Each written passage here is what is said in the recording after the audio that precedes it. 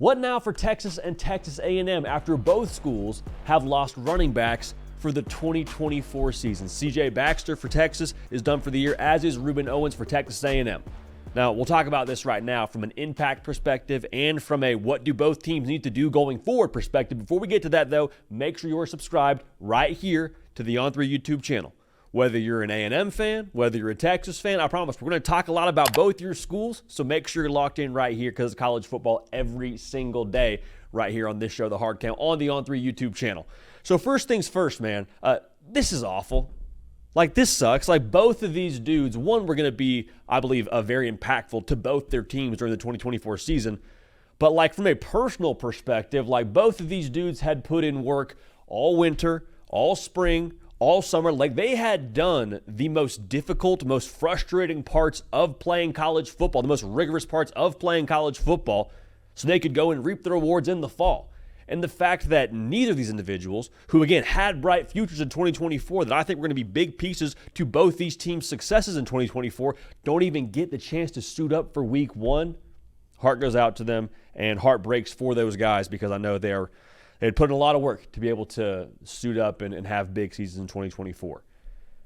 What I would say for both these schools, both A&M and for Texas, losing key pieces, winning football is a lot like lifting something heavy. Like, it takes equal parts of your body to pick up that big couch when you move out of the house or you move out of the apartment. Like, you have to live with your legs, to live with your back a little bit, use the arms. And so now losing these key pieces, respectively, more weight gets distributed at different parts of the body, different parts of the roster. Like, I think for A&M and for Texas, you look directly at that quarterback play for both of those units. Like, for Texas, you were already going to lean on Quinn Ewers pretty heavily because he's a year three guy, because there is, a certain component of the Steve Sarkisian offense that is pretty quarterback-centric. But for A&M, like, how long have we been asking the question now, well, what can Connor Wegman be in College Station? We're going to find out a lot more quickly now about him because I believe with no Rueben Owens in the lineup, you're going to ask more of a Connor Wegman in 2024. So in that same way, as much as you ask more of your roster, you ask more of, like I just said, the quarterback, and you're going to ask more of your defense, more of your skill players to try and make up for what you're going to lose production-wise from both those backs. I think there's a lot also that falls on the coaching staff whenever you lose one of your top backs for each of these schools. Like, the first part of this is you got to get the next guy ready to play. That's the obvious part. Like, when Rueben Owens goes down, that inevitably means there's more carries for an Amari Daniels, for Le'Veon Moss, and the same thing for CJ Baxter. We've talked about that in a previous video, but Jaden Blue now going to get more carries. Trey Wisner going to get more carries, so on and so forth. And so while there's a lot of responsibility to get those guys ready to play from a, just football perspective, I think there is an equal amount of responsibility for both these staffs at A&M and at Texas to empower the next guy up. Because think about it from a Trey Wisner's perspective. Like, you were going to have a role in some form or fashion, more than likely, this upcoming season, even before CJ Baxter got hurt. But think about how much larger that role could potentially be now for a Trey Wisner. Same thing for A&M. Like, now at this point, I think there's a responsibility for the coaching staff to empower and build confidence for these kids and say, okay, hey, I understand this wasn't really what you were expecting heading into 2024. We need more from you. We need you to answer the call to action here. And you know what? We know you can do it. We know that you are good enough to do what we're asking you to do now.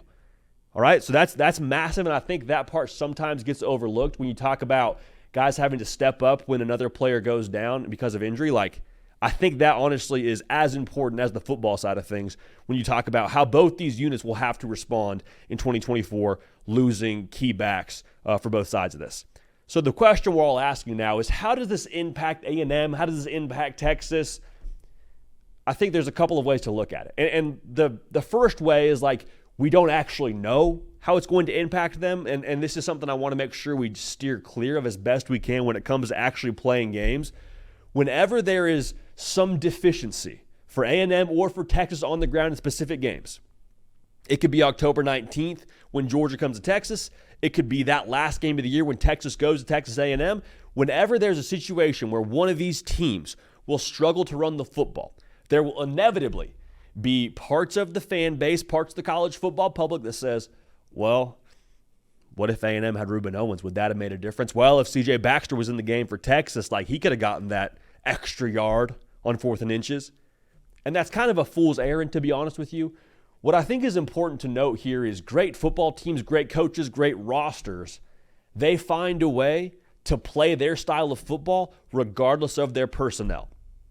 Notice what I did not say there. I did not say that they just totally stuck to their game plan and asked the next running back up to do exactly what a CJ Baxter would do at Texas or what a Rueben Owens would do at A&M. I'm not saying that.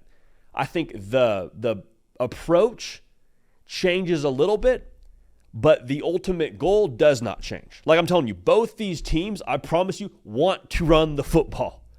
Colin Klein, when he was at Kansas State, they ran the football 54% of the time. Steve Sarkisian, the Texas offense last year, averaged 5 yards a carry. Good for top 25 in the country. So running the football is not something either operation is going to abandon here in 2024 because they lost a Rueben Owens and a CJ Baxter. Now, those units, I promise you, offensively are both better when they are in the football game. There's no way around that. But I think when you look at how they're going to approach this whole thing offensively, like the main thing stays the main thing. They want to run the football. I'll tell you this too. Just because you don't have a Rueben Owens or just because you don't have a CJ Baxter for Texas and Texas A&M respectively, they still have some really good backs in-house there at both these schools. Like you're better, again, with both those guys healthy, but both these rooms have some dudes. That's why you recruit the way that you do at A&M and like you do at a school like Texas. Like Jaden Blue, I mentioned him already. Trey Weisner mentioned him already for Texas. Amari Daniels at A&M is a guy that a lot of folks in College Station know about. Le'Veon Moss, his resume speaks for itself. E.J. Smith, the Stanford transfer, he is a guy that can probably help replace some of that production lost in the passing game that Rueben Owens is going to leave. So, like, they're still going to stick to their guns of wanting to run the football and wanting to involve their running backs.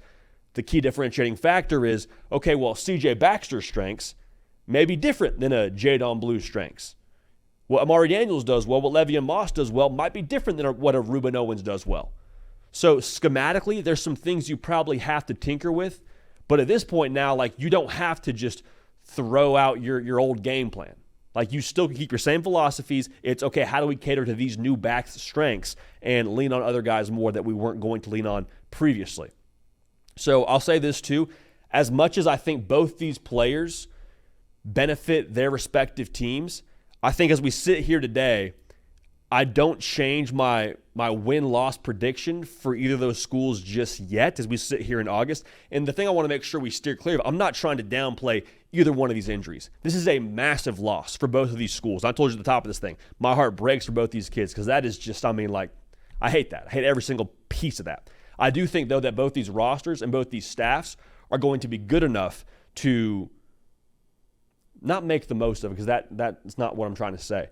They're going to be able to overcome an injury like this, keep it pushing, and still put a really good product on the field. So you hate this for Rueben Owens. You hate this for CJ Baxter. You hate this for both those schools and for both those offenses. But I think that what Colin Klein is offensively, what Steve Sarkisian does offensively, they're going to find a way to utilize what they have in-house and still, again, put a really good offensive product out there on the field. So you hate it. Again, we hate this for Rueben Owens and for CJ Baxter. One of the worst parts of football, period, is the injuries. But excited to watch them both bounce back in a big way and hoping they get back on the field sooner rather than later. So let me know your perceived impact of both these injuries for Texas and Texas A&M respectively. Keep it locked right here. College football every single day.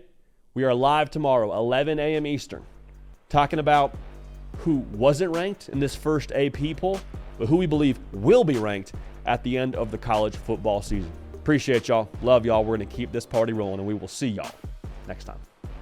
Hey, y'all. Thanks so much for watching. Subscribe to the channel here to make sure you don't miss an episode of The Hard Count. Also, be sure to check out other videos on the On3 YouTube channel.